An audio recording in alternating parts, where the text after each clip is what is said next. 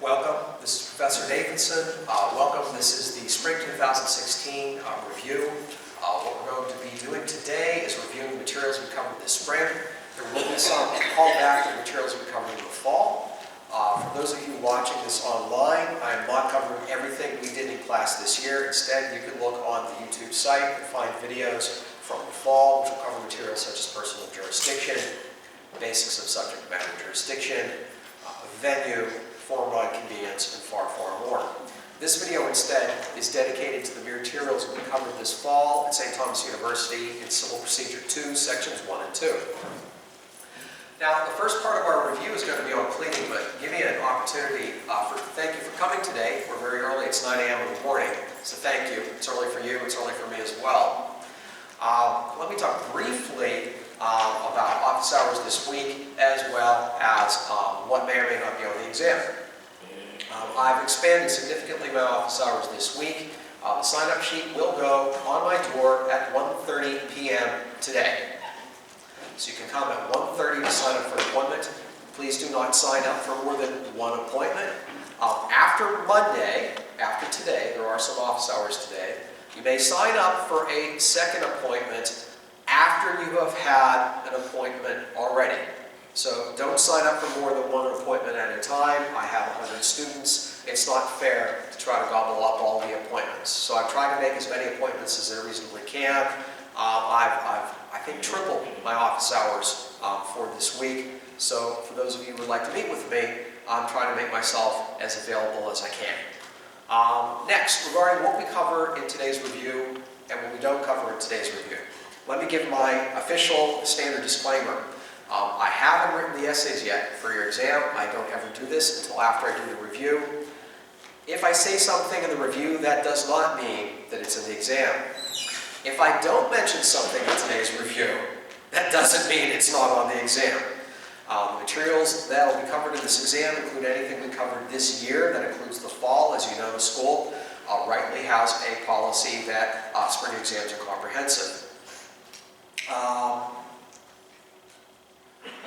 So anything we covered in class this year, whether it be assigned or something we discussed in class, is all fair game for the exam.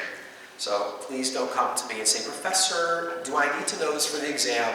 My response will be, was it assigned or covered in class? If the answer is yes, then it's fair game for the exam. All right, now regarding the format of the exam itself, you're going to get 4 hours total. I structured the exam, write it as a 3.5-hour exam, and give you 1/2 extra hours time to cover for time management. So you recall that in the fall, I wrote a 3-hour exam and gave you 3.5 hours. In the spring, I wrote a 3.5-hour exam and give you 4 hours. Be sure to read the instructions carefully as they indicate the suggested times for each component of the exam. You can anticipate that there will be a number of multiple choice questions, and there will be essays either in short answer format or longer answer format. The only hint that I'll give you about the exam is that you can safely assume that there will not be a big personal jurisdiction essay spotter in the spring exam, because we already have one of those in the fall. PJ, of course, will still be tested on the exam, but not in the way of a big, comprehensive issue spotting essay question. All right, now in the time allotted, I'm going to try to cover as much as we can. I'm going to start off with the topic of pleadings. First thing I want you to keep in mind is the rule of mnemonics. A question I often ask in class is, why is the law the way that it is? One way of trying to keep straight in your head what the purpose of each rule is to use mnemonics such as the rule of mnemonics on the website. For example, 9b2, I plead for fraud, the give me more rule. 11b, the golden rule, reasonable investigation. 12b6, so what? In other words, even if everything is true, so what, do you state a claim? Another example, Rule 56, we did a few weeks ago. Put up or shut up rule.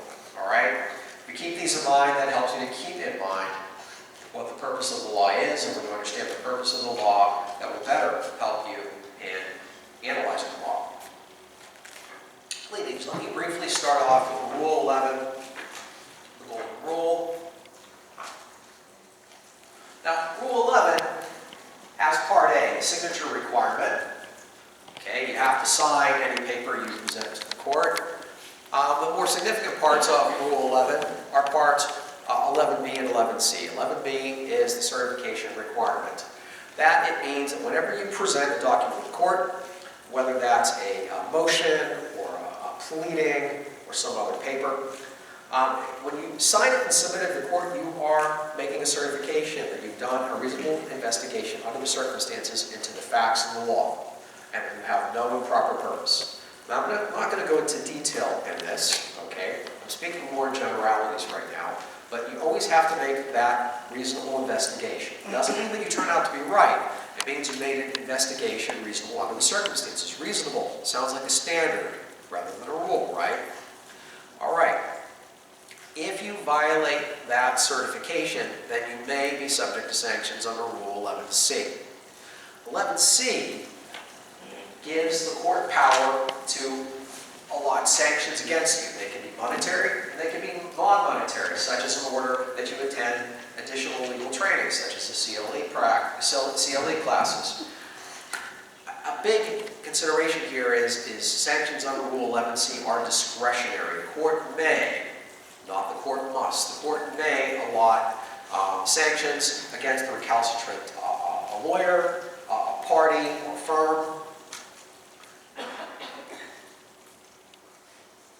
The purpose of the sanctions is to deter such behavior. It is not intended to be punitive. Therefore, the type and amount of sanctions have to be proportional to the type of violation and the lawyer who did it. Also keep in mind that sometimes even a client can be sanctioned under Rule 11C. Under Rule 11C, say for example the lawyer and the client get together and they decide to fabricate a bunch of lies in order to state a claim. All right, the lawyer is the one who signs and presents the paper to the court. However, if the client participates in this fraud on the court, that could also subject the client to sanctions. There is one limitation on sanctions against a represented party, and that's what the sanctions are. First, monetary, and second, for violation of Rule 11B2, that the claims, defenses, and other legal contentions are warranted by existing law, etc. In other words, when the violation involves a lawyer and a client, and the violation is that the legal claims or defenses or legal contentions are legally frivolous, only the lawyer can be sanctioned for money. And the reason for that is it's the lawyer who's supposed to know the law. On the other hand, suppose the person who is making the frivolous legal contentions is a pro se plaintiff, right? A person who is both the client as well as their own lawyer. In that case, the pro se plaintiff is an unrepresented party. They're not represented by counsel. They are instead pro se. And if they don't bother to look at the law, they file a pleading or complaint or motion that is frivolous under the law, then they actually can be sanctioned for money. All right. One or two last things to note about Rule 11. Rule 11 sanctions can arise in two ways. The first is by a court raising the issue sua sponte. Now, if the court is thinking about sanctioning you, the court can do so, but first it has to give you notice and give you an opportunity to defend yourself against the possible sanctions. And that's both because of Rule 11C, but additionally because of due process, right? Before something bad can happen to you, the court has to give you notice and opportunity. The second way sanctions can arise under Rule 11C is by motion of a party. Here you need to keep in mind the 21-day safe harbor. 21-day safe harbor requires that prior to a motion for sanctions under Rule 11 being filed with the court, that the movement must first serve the motion, the intended motion, on the offensive party, the party who's violated Rule 11B, to give them notice pursuant to Rule 5, to let them know that they've violated Rule 11. And now 21 days have to pass, and that gives the recalcitrant party a 21-day safe harbor in which he or she or it can cure the alleged offense under Rule 11B. Bless you. If and only if the 21 days pass without any cure of the violation, only then may the motion be filed with the court. The purpose of the 21-day policy, 21-day safe harbor, is to give the offending party an opportunity to fix any alleged violation. All right, now let's move on. Next thing I want to talk about is pleading. And here, of course, we're going to be talking about Rule 8, 9, and 12. So let's talk first about Rule 8A pleading. We know under Rule 8A, the pleading seeking relief must contain three things: short, plain statement of jurisdiction, a demand for the relief sought, and most vexingly, a short, plain statement of the claim showing that the pleader is entitled to relief. Now, short and plain used to mean sometimes very short and plain, the type of pleading that would have been allowed under Conley versus Gibson, a notice pleading. But we now know under Iqbal and Twombly that that's no longer allowed. Well, let's talk very briefly about the Iqbal framework. All right. One part of Conley that still exists is the requirement of fair notice. The requirement of fair notice is so that the allegations in a pleading stating the claim must put the defending party on notice of what they're being charged with. Now think about a short complaint that just says that you were driving down the Palmetto and you were negligent on such and such a day. That would probably be insufficient in terms of plausibility pleading. It doesn't have enough facts to state a plausible claim. But it probably does give you enough information to know what you're being sued for. So in terms of the fair notice requirement of both Conley and still surviving under Iqbal, bare bones pleading that gives you enough information to start preparing a defense is still enough. However, that first step, fair notice, is not enough. What's changed under Iqbal is the needed showing. All right, so let me get a pen here. Under Conley, a complaint can't be dismissed unless it's impossible for the claimant to prevail under the facts pleaded. So unless the plaintiff had pleaded themselves out of court under the Conley standard, bare bones pleading oftentimes might be enough. Well, the Supreme Court moved away from impossibility pleading, or I should say possibility pleading, in the case of Twombly, and later refined the standard in Iqbal. The court says to survive a motion to dismiss, the complaint must contain enough factual matter, accepted as true, to state a claim for relief that is plausible on its face. Well, what does plausibility mean? The court tells us in Iqbal and Twombly that possibility pleading is no longer enough. So think, for example, the hypo we did in class involving the blue Prius and Meg and Stewie and Brian, right? If you go back to that hypo on the website, you'll see that the allegations in the first hypo gave enough information that Brian knew what he was being sued for, but weren't enough to state a plausible claim. The mere fact that liability is possible based on the facts is enough for Conley, but no longer enough under Twombly and Iqbal. On the other hand, the court says that probability is not required. Instead, what is required is the claim be plausible based on the facts given.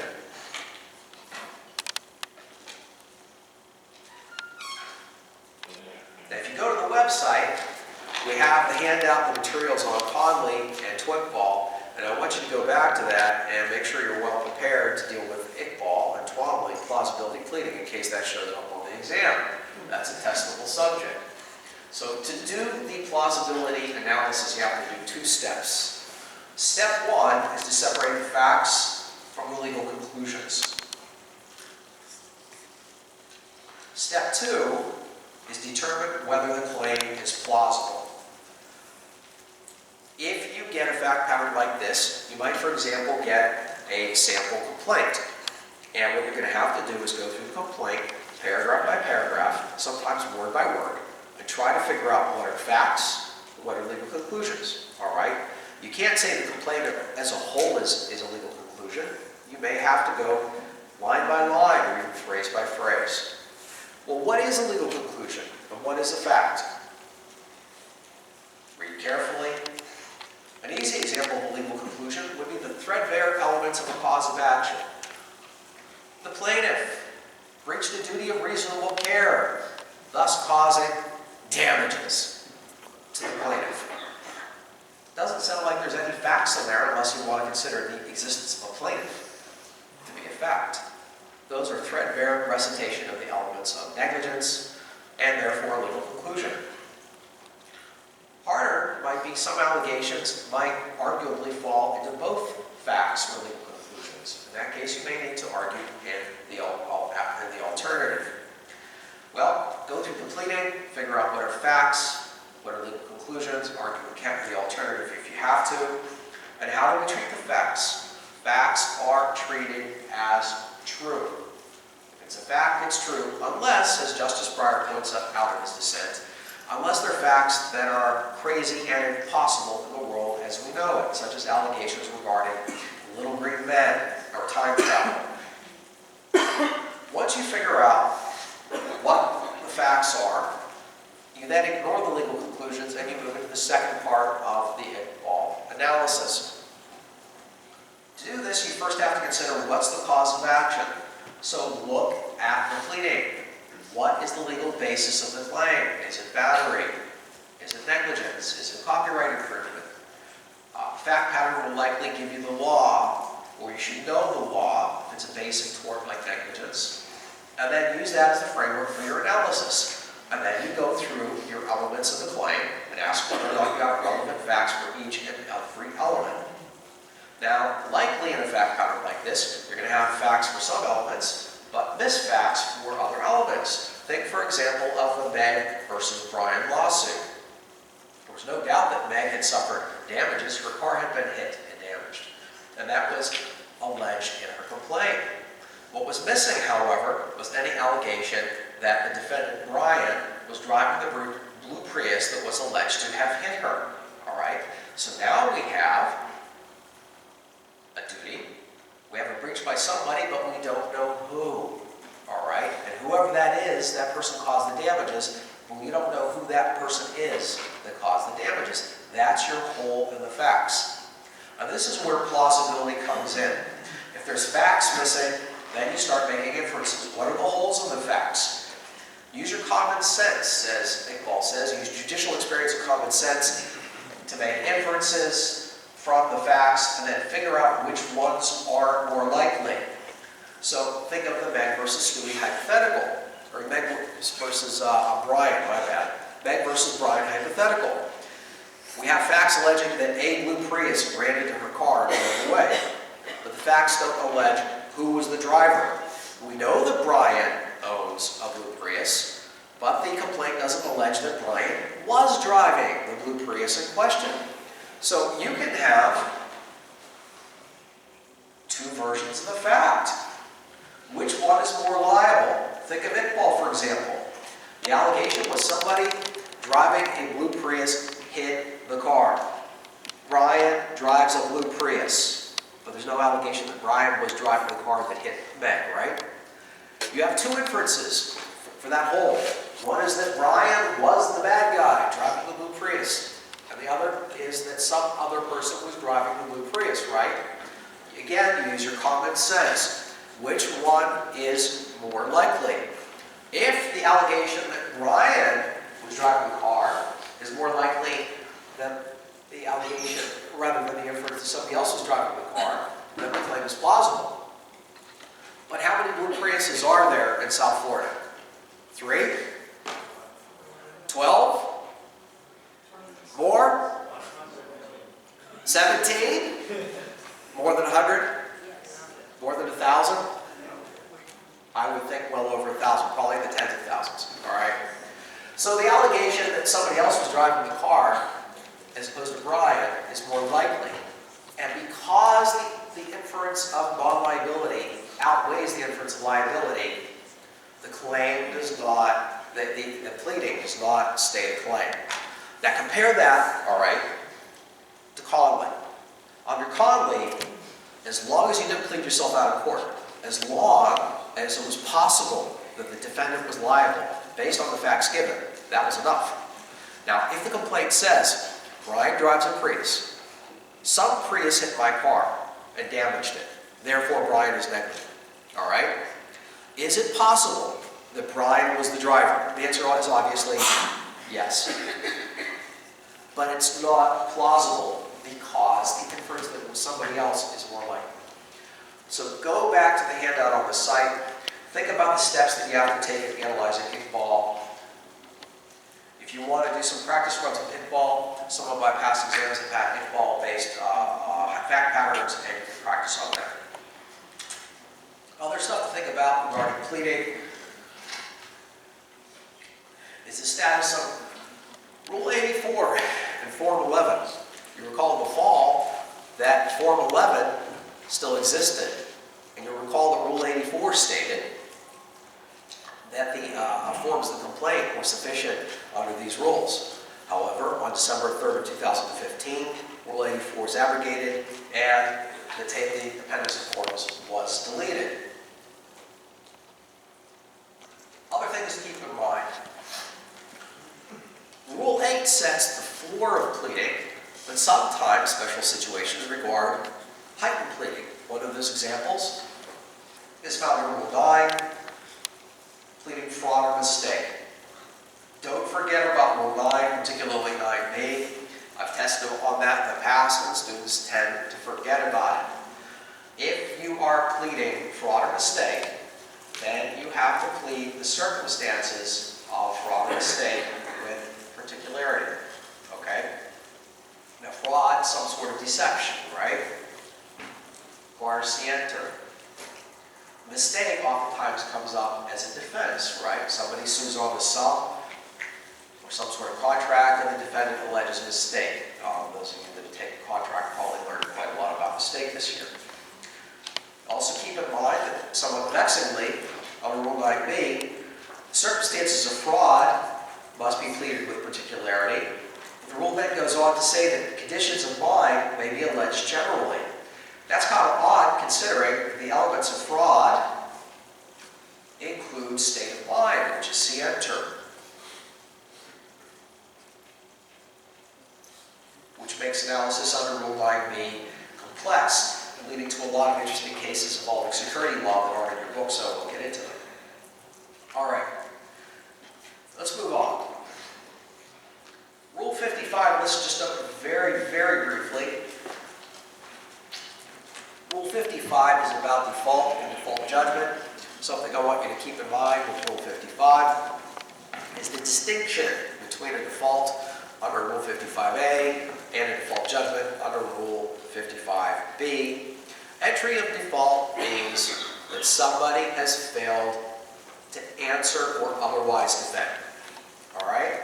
So, for example, P sues D for negligence, and D is served with process pursuant to Rule 4, and D says, I'm not even responding.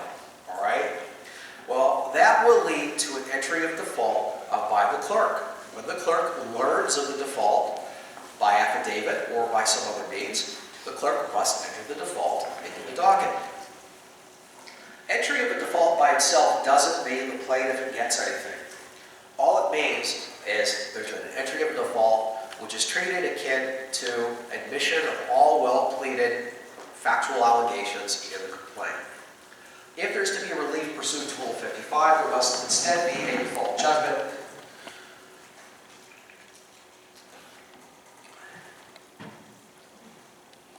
Which can be done in two ways. The first is by a clerk.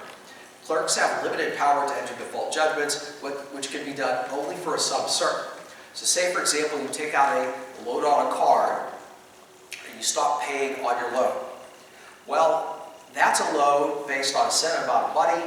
Based on the pleadings and attached papers, the clerk's able to determine to a sum certain how much is owed, and the clerk would have the power to enter a default judgment. Barring that, default judgment is entered only by the court, and there the court has discretion on whether to enter it and whether to allow some sort of hearing to determine whether or not to give the default judgment. Now let's talk a little bit about the answer.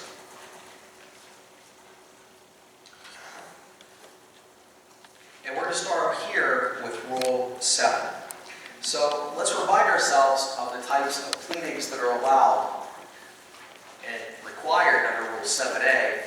There's only 7 types of pleadings under Rule 7a, and they actually fall into just 3 categories: complaints,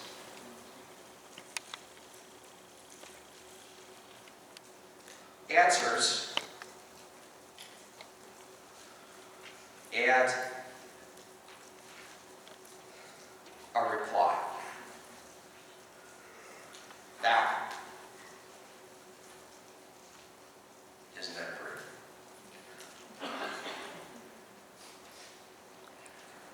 Complaints are things that start either lawsuits or bringing somebody pursuant to Rule 14, third-party defendants, right? A complaint or a third-party complaint.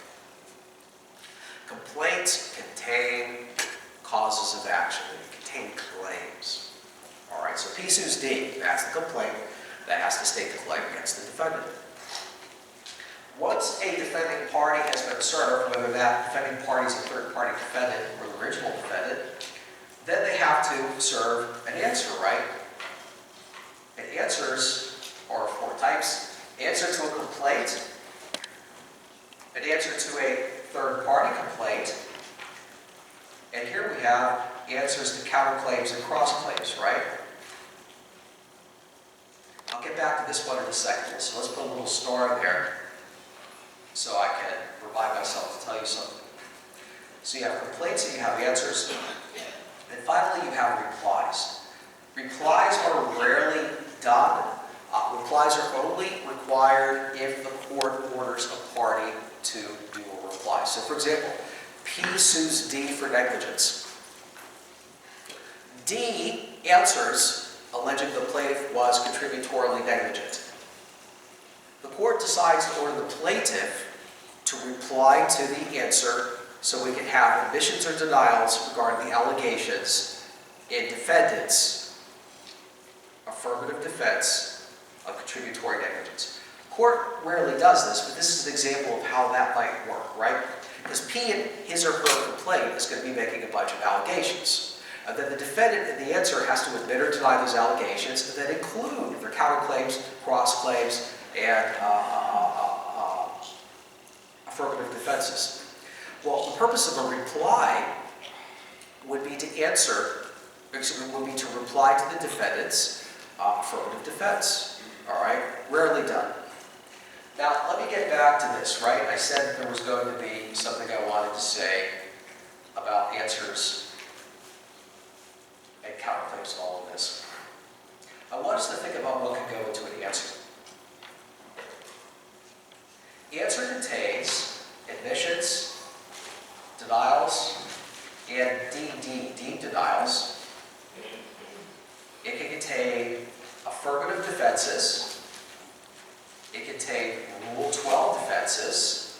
And it can contain counterclaims and cross-claims. All right? Let's again look at these very, very briefly. The purpose of admissions and denials, and deemed denials, is to respond to an opponent's claim, right? So P sues D alleging negligence, and then D needs to answer that. It needs to admit or deny or do a deemed denial. All right, we'll talk in a minute about what those are in more detail. Right now, let's just note it. So you've got to admit or deny stuff. Affirmative defenses are things covered by Rule 8c, right?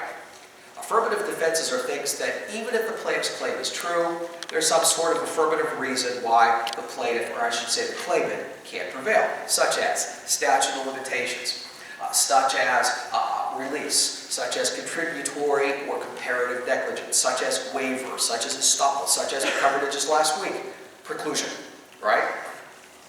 All right? Affirmative defense.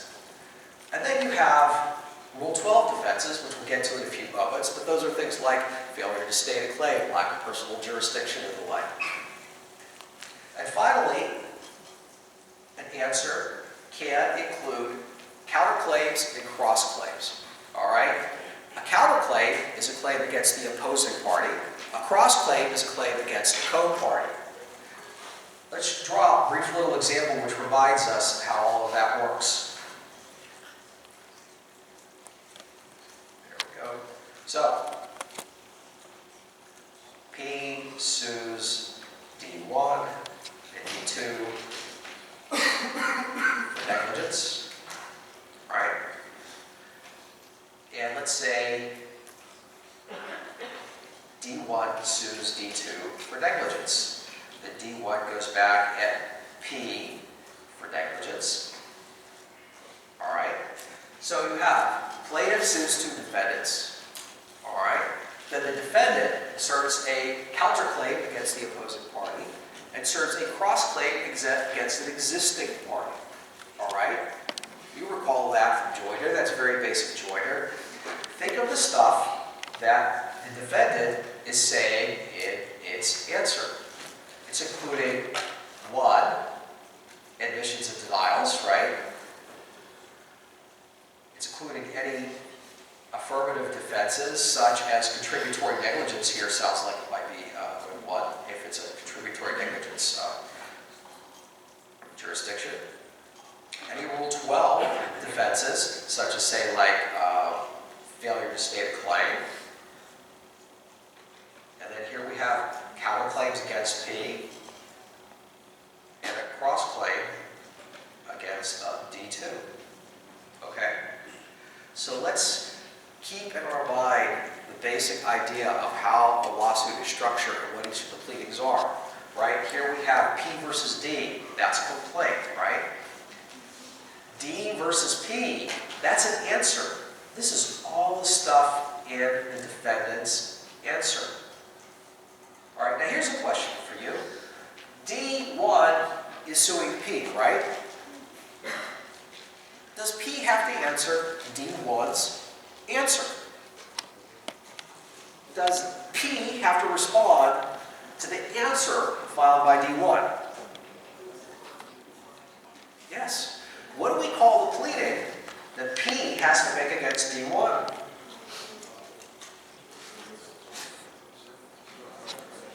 Which one? Number 1, 2, 3, 4, 5. Which one? Number 3, right? Answer to a counterclaim. What pleading does D2 have to make it respond to D1? Which number? Yeah. You see? Now, you looked at this in class a whole bunch of times over the year, and you were like, what is this, right? But now we've been through pleadings, and we've been through joinder, and we've been through all the types of claims. And now, you see the importance and simplicity of Rule 7a. All right, let's see. What do we have next? All right, let's move into Rule 8 just a little bit. And talk about the admissions and denials and all of that.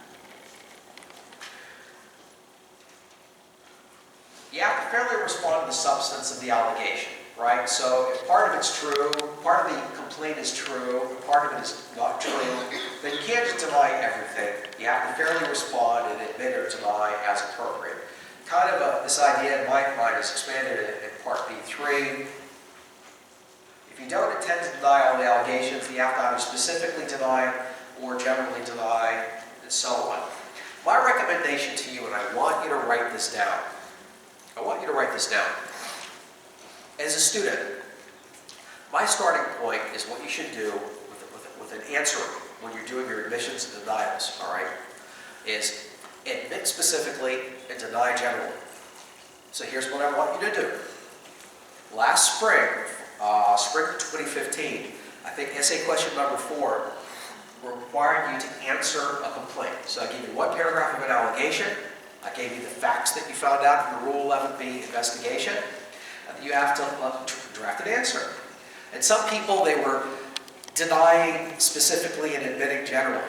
I think that's bad. Leave yourself the opportunity of leaving a hole, right? Figure out what's true, figure out what's untrue, and then only admit the specific things you know to be true. And then deny everything else, okay? There's one qualification to that I'm getting to in a second, actually two. But your basic mantra should be admit specifically and then deny generally. All right? That way you hit everything. Now here's two qualifications to that. Qualification number one. You don't have to respond to the amount of damages, all right? Why is this? Well, I guess one thing is, first, if you don't deny something, that is deemed to be admitted, right? So if you're silent on something, your silence is construed as an admission, with the exception of the amount of damages. Your silence on the amount of damages is not an admission. Your silence on something else is an admission. That's why you want to catch everything, right? Specific admission and then general denial. All right? So I said there were two qualifications, right? The first one was regarding the amount of damages. The second part is part B5, the deemed denial. All right?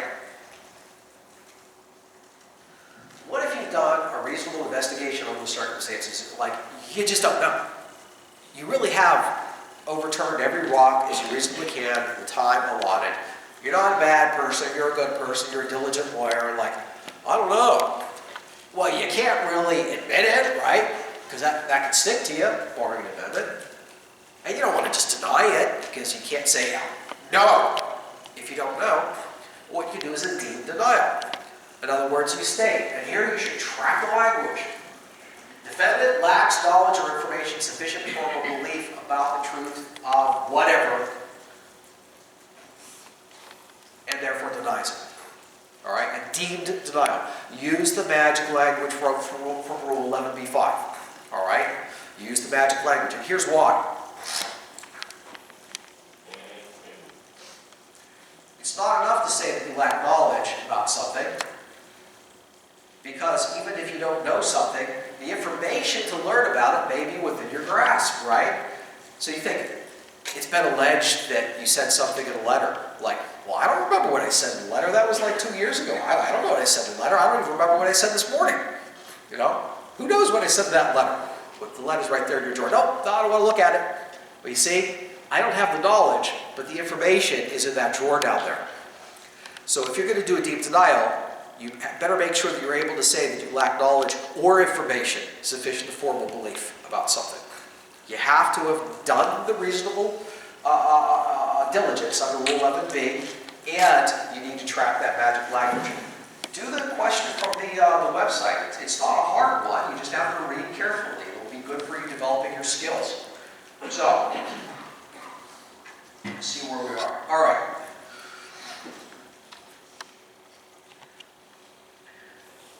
Now let's close out pleadings with three things.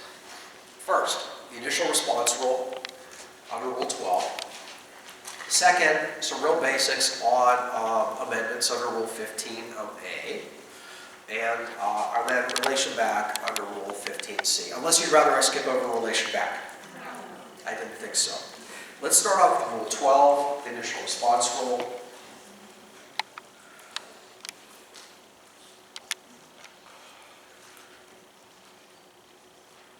And again, we did this one in class.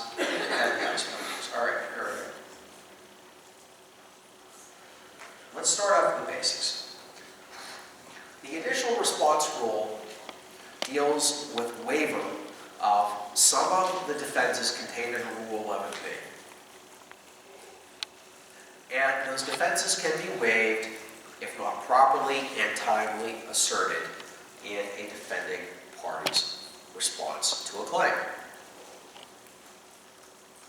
The initial response rule only applies to Rule 12B defenses and does not apply to Rule 8C defenses, such as statute of limitations. All right? Now first, let's be clear about what kinds of defenses are possibly waived through the initial response rule. So in other words, not what the rule is, but rather what can it impact. Now those, of course, will be the disfavored defenses. That's defenses 12B2, 3, 4, and 5, lack of PJ, venue, process, and service of process. And the waiver provisions are contained in Rules 12G and 12H1. All right? The reason these are possibly waived is because these are defenses that you should be able to tell on the face of the complaint. They don't, except for, they don't go to the merits of the claim, and if they exist, they should be raised quite early, and if not, they are lost. Favored defenses are those that can be raised through trial. So that's 12B6, failure to state a claim. 12B7, failure to join a required party under Rule 19. And failure to state a legal defense. Failure to state a legal defense would be, for example, P versus D. D is a cop, and D includes the affirmative defense that I can beat up anyone I want because I'm a cop. All right? That's not a good legal defense. That would be an appalling legal defense, right? So if a defending party asserted a legal defense that's not good at law, this is a defense to get rid of a defense. Failure to state a defense. Now think about it. Rule 12B6 is failure to state a claim, right? How do we get rid of bogus claims? Oh, go 12B6. How do we get rid of bogus defenses? Through the analogous argument. Not failure to state a claim, but failure to state a legal defense. All right? And that can be raised through trial, and technically, the way of asserting this defense, the defense of lack of a legal defense, is going to be raised under a 12F motion to strike. If you look at 12F, it covers that. So all of these can be raised through trial. The most favored defense, of course, is lack of subject matter jurisdiction. That is not waivable. That can be raised by the parties or the court all the way through appeal, and is not waived. All right, let's talk briefly about the operation of the initial response rule.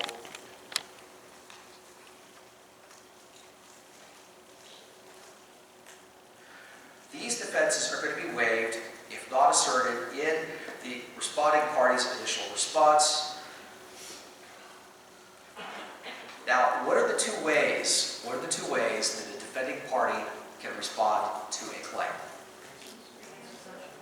Preemptive motion or an answer. All right.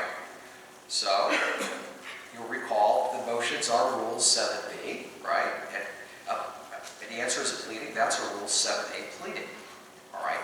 A motion is not a pleading. A motion is some paper filed with the court arguing for the court to do something. Hey, court, please do something. Please dismiss this complaint because it doesn't state a claim. All right? You're actually asking the court to do something. You could assert any of the Rule 12 defenses in a pre-answer motion, or you could assert them in the answer itself. When you assert a Rule 12 defense in an answer, that by itself isn't asking the court to do anything with your motion. If you include a defense in your answer, a Rule 12 defense, that's not asking the court to do anything. That's just kind of getting your foot in the door. You know? Asserting that defense and getting your foot in the door for later. So, like, how would you assert a Rule 12 defense by motion if you had done it by answer? So say, for example, you assert lack of PJ in your answer, all right? But you're not yet moving on it, right?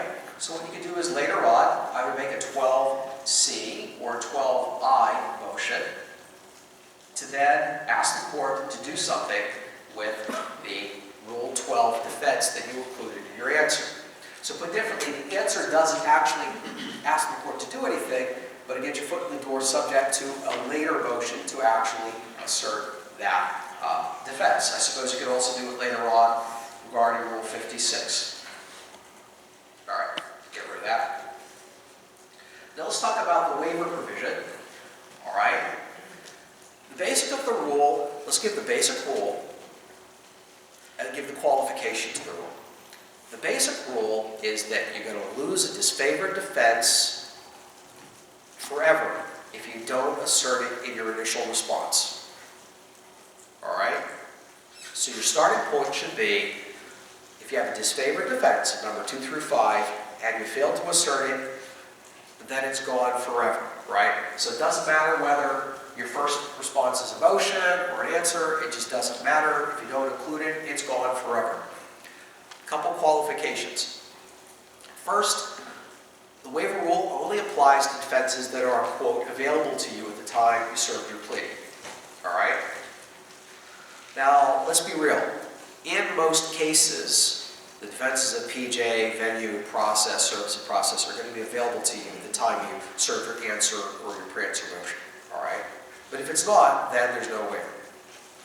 Here's the second qualification. This one's more subtle. What if your initial response is an answer, and then you fix it quickly, right? You know what I'm getting at here, right? If your initial response is the answer, and you left something out, well, you can rescue a disfavored defense, such as PJ or venue, so long as you quickly fix your answer by way of an amendment as a matter of course under Rule 15a, right? You go back to one of my past exams, I think it was 2 years ago. I don't remember if it was the fall or spring, maybe one of you did. And I had a question, it was like, here's all the stuff that happened, what's waived or what's not waived, right? That was one of the issues there, right? You had to know the initial response rule, and you had to know the exception regarding amendments as a matter of course. So, say for example, you have an answer that asserts no PJ, right? And then we have an amendment as a matter of course within 10 days that adds lack of venue, all right? Well, PJ is not waived, right? Because it was asserted in the initial response. What about venue? It wasn't asserted in the initial response, oh no. But under Rule 15, you have the unilateral right to an amendment as a matter of course. How many times? Once. As long as it's within 21 days after serving it, or if it's one that requires a response, then 21 days after service of that response, right? Well, 10 days is certainly less than 21. So that amendment as a matter of course saves the venue defense. What if we have an amendment by leave of court 2 days later? So here we have day 0, we have day 10, and here let's make it on day 15, all right? Plus service of process. Got it? On day 0, answer served PJ. Day 10, the amendment is a matter of course, adding the defensive venue. And then the court gives leave 5 days later to add the defensive lack of service of process. All right, is service of process saved? Is it? It is not. Because service of process was not in the initial response, nor was it an amendment as a matter of course. All right? Now this line that we're doing here regarding fixing quickly, the save, right? The mulligan, the quick fix, that only applies if the initial response is an answer, all right? Because amendments don't apply to motions, such as a pre-answer motion. Now, there is some authority for courts allowing amendments, which may save the Rule 12 defense, but we're not going to get into this in this course and on this exam, all right? So, for purposes of this course, fix is applying to an answer, in other words, a pleading, a motion. All right, let's quickly go over amendments themselves. We've kind of just done it, right? Amendment is 3 types. Number 1, as a matter of course. We already talked about the timing, right? 21 days after serving it, or if it's one that has a responsive pleading required, or if there's been a motion, all right, then 21 days after service of the responsive pleading or of the motion under Rules 12b, e, or f, all right? Other amendments, there's 2 types. Written consent of the opposing party or leave of the court. And note how much discretion the court has here. The court has a lot of discretion to grant leave, and in fact, its discretion, pursuant to Rule 15A, is to err on the side of giving leave if justice requires. Generally speaking, the longer the party takes to seek leave, such as delay, prejudice, futility, these are things that will go through the court's mind on whether or not to grant leave. But if there has not been undue delay, and if the opposing party would not be unduly prejudiced in preparing its response on the merits, all right, and if the amendment would not be futile, then a court is usually going to err on the side of permitting leave to amend. All right, relation back.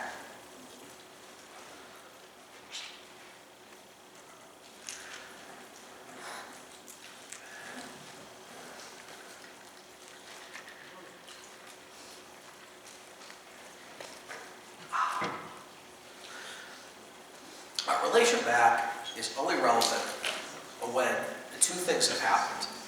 The first thing is there's an amendment to an earlier pleading. The second thing is the amendment is done after a statute of limitations has expired. And the purpose of relation back is to bypass the expired statute of limitations. So we have a filing of a pleading. Statute of limitations has expired, and now we have an amended pleading. All right? Say, for example, P sues D for negligence against D. And then later on, we add a claim for battery against the same defendant. All right? If we allow the amended pleading to relate back to the time of the earlier pleading, then we treat the amended pleading as being timely. However, if we don't have relation back, then the amended pleading would be time barred by the statute of limitations. Now, first thing to keep in mind, separate in your mind the question of amendment from the question of relation back. 15A determines whether there's going to be an amendment. All right? 15C determines the effect of that amendment. Say, for example, the court concludes that an amended pleading would relate back. All right? Let's assume that 15C would be satisfied. But guess how long it's been?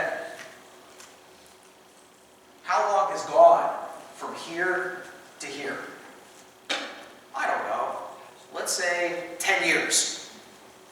You with me? Say it's a really long, drawn-out litigation. 10 years have passed, and now, after 10 years, the defendant, after 10 years, the plaintiff wants to add this claim for battery, right?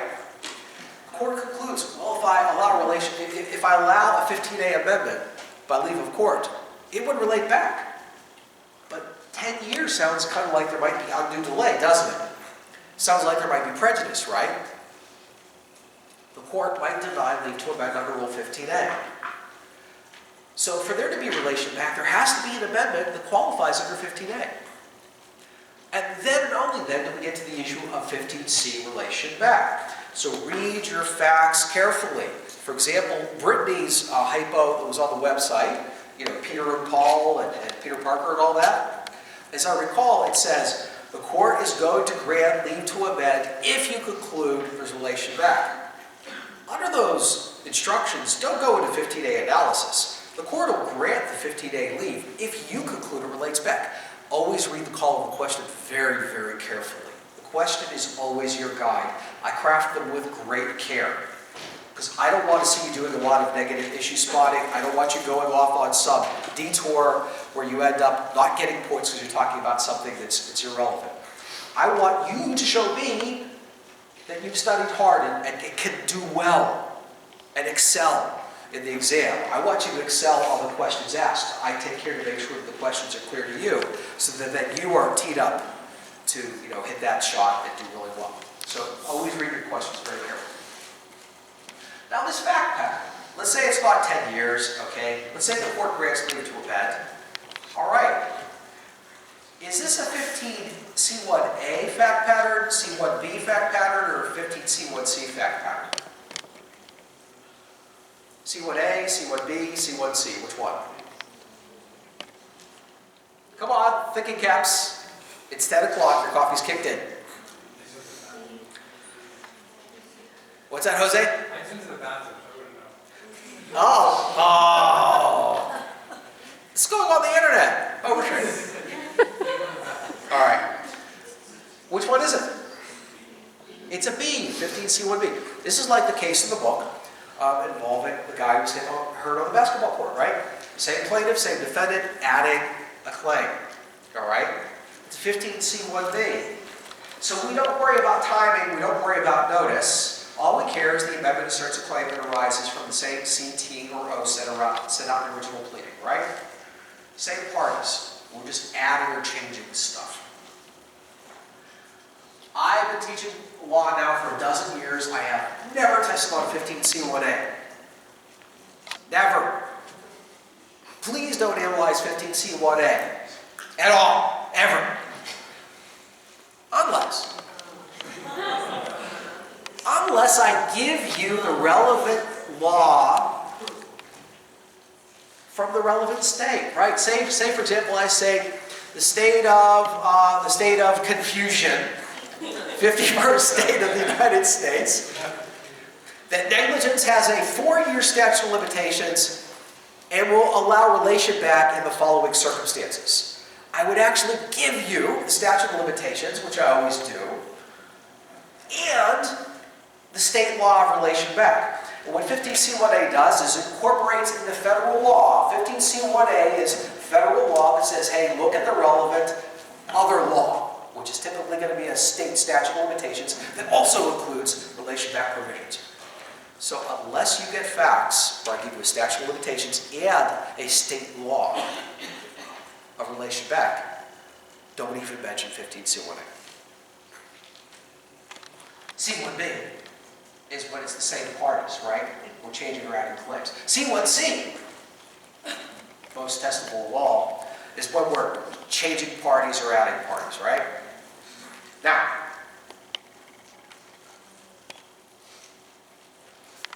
here's the biggest piece of advice I'll give you on C1C, is make sure you really can state a good rule statement up front. Right? Issue is blah, blah, blah, whether the complaint against XYZ, adding XYZ relates back to the original complaint, right? Give me the rule, the whole rule up front, in a way that actually makes sense, that includes all the language. Don't just barf out the rule, well, here's Nathenson's handout, and he's giving me the rule, and I'm just typing in what's in the rule book.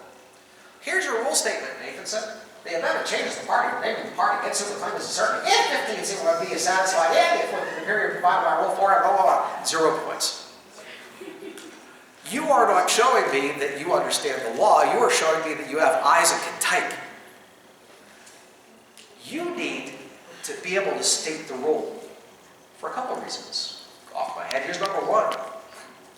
I need to know that you can articulate the law in a way that makes sense. Indeed. If you just typed in what's up there, I don't know what 15C1B is, he didn't say. I don't know what the period under Rule 4 is, he didn't say. Right? That's one reason. So you actually need to use your noggin and come up with a rule. And here's the second reason. It's probably even more important than the reason I just gave. You will not be able to structure a relation back essay well unless you can also state the rule in a clear way that boom, boom, boom, boom, boom tells us what the steps of analysis are. And this is actually a piece of advice you should take to all potential essay topics. If you do not know how to state the rule in a clear way that explains to me, the reader, the steps of the analysis, then you are unlikely to be able to engage in those steps of analysis in a cogent and organized way. So, anything I can tell you today, that is probably the number one most important piece of guidance that I would like to give each and every one of you. All right, let's spend just a couple minutes talking about relation back, and then we'll take a little break. How's that sound? Good? Good. All right.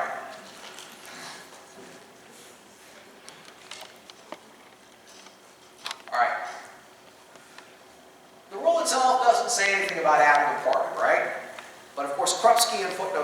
Erie, Justice Sotomayor indicates that the actually normal case where 15C1C is used or where parties are added. So she kind of glosses over the rule language, but seems to prevent adding to also relate back. 15C1B is a part of 15C1C analysis. It is not a separate basis. It is instead now an element, and you should treat 15C1B. Let me rephrase that. If you're in a 15C1C added or changing a party scenario, then 15C1C is your rule. And 15C1B is just another element under 15C1C, treated as such. Next, the Rule 4M period. I know it says the period for serving the summons and complaint, but what has to happen within that period? Does the amendment have to occur within the Rule 4M period? No. The amendment doesn't have to be within the Rule 4M period. Does the service of the amended complaint have to be on the party? No. What has to happen within those 90 days? Notice of knowledge. I can't tell you how many practice essays I've read over the past couple weeks that have gotten that wrong. What matters is that the notice of knowledge occur within the 90 days. And in your rule statement, you need to make it clear that the 90 days apply to both of these. All right? So be clear about that. And also, don't get verfluxled, because it used to be 120 days, but on December 3rd changed to 90. All right. Last couple comments. C1, the notice and the knowledge. Here, we'll say it this way. The time in the 90 days, analyze that separately from the notice of knowledge. You'll thank me. All right? Just make it clear that if there's notice of knowledge, that it happened within the 90 days. All right? And then separately analyze the notice of knowledge. That way you're not lumping your issues together and you're not missing issues as a result. Regarding the notice, the purpose of the notice is so that the party being changed or brought in can start preparing their defense. All right? So you have to ask yourself, is this notice, whether formal or informal, is it sufficient so the person knows, oh, I got to start gathering information, getting witnesses, hiring a lawyer. Is evidence still available to them? All right? Can they fairly start defending themselves at this point to prevent prejudice in the preparation of a defense? Finally, the knowledge. All right? The purpose of the knowledge, whether actual knowledge or constructive knowledge, right, should have known, is to let the defendant know that there was some mistake made by the plaintiff in not naming them earlier. Now let's think about this for a minute. First of all, from whose standpoint do we look at to determine the knowledge? Is the knowledge belonging to the defendant or the plaintiff? The defendant, okay? So it's the defendant's knowledge of the plaintiff's mistake. How do we know if a mistake is made? Well, obviously we look at the facts, right? But from whose perspective does Krupski analyze mistake? The plaintiffs or the defendants? The plaintiffs. The reason is the Sotomayor talks at length about the difference between a bona fide mistake and a deliberate choice, right? Well, to know if there's a deliberate choice, we have to look at the plaintiff's perspective. So put differently, and I know what Sotomayor says, but she expressly says what she means is quite different. This knowledge is that of the defendant to be added, but this concerns the intentions of the plaintiff, okay, whether there's a mistake. Now, to determine what mistake means, we, of course, have to go beyond the rule, and we have to look into the Krupski case itself. All right? So the definition, the rule statement regarding mistake comes from Krupski, and here you absolutely must go back and look at the distinction she makes between knowing of the existence of a party versus the role played by that party. Not roles, but role. So, for example, in Krupski, Mrs. Krupski apparently knew of the existence of Costa Erie, but misunderstood the role it played. Right? She said that's a mistake. Also know what is a deliberate choice, right? mistake? What type of knowledge? Is lack of information? Is that a mistake? Here you want to look at the dictionary definitions that she gives of mistake. And I'll let you look at that yourself. But, you know, all of these things combined mean that the Krupski case itself gives you a lot of information, a lot of opportunity to make argument and counter-argument. But here's one final thing I'll say in this segment. And again, I think this goes well into any topic, be it relation back or something else. I still don't know if I'm testing on 15C1C this year. I might not. But the reason I keep coming back to it is because it requires you to be good at stating a rule, be good at organization, and be good at dealing with rules and standards. Now think of 15C1C.